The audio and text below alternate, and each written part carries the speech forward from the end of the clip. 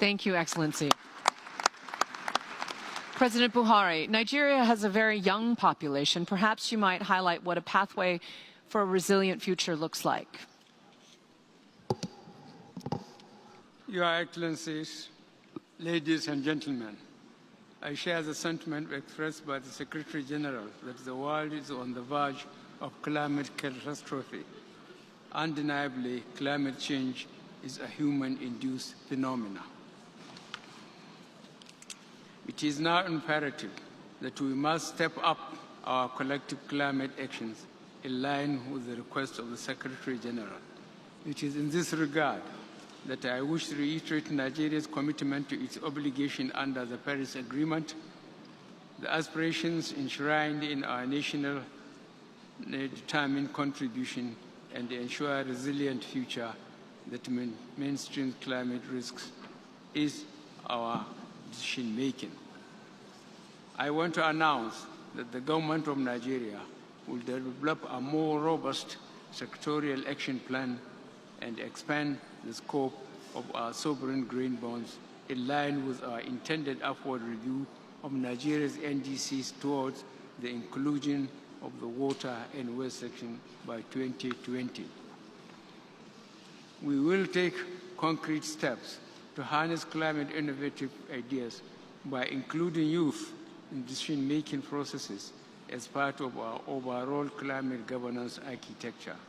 We will mobilize Nigerian youth towards planting 25 million trees to enhance Nigeria's carbon sink.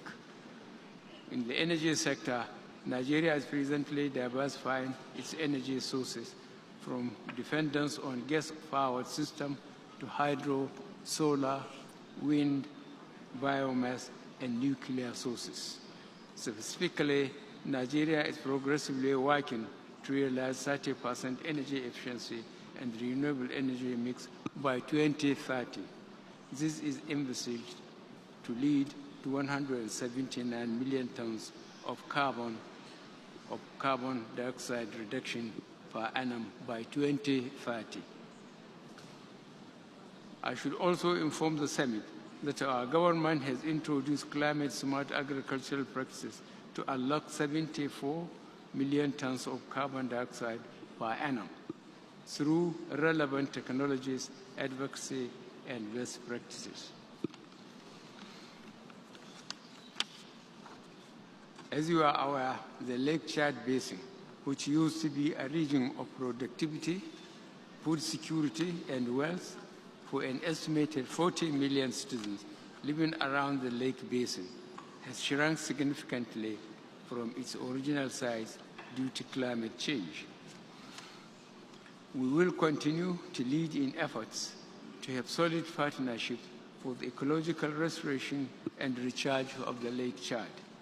We are confident that this would improve the living conditions of diverse nationals living in the area, promote interstate cooperation, strengthen community resilience, as well as assist in addressing the environmental and security crises that threaten the region, its resources, and inhabitants.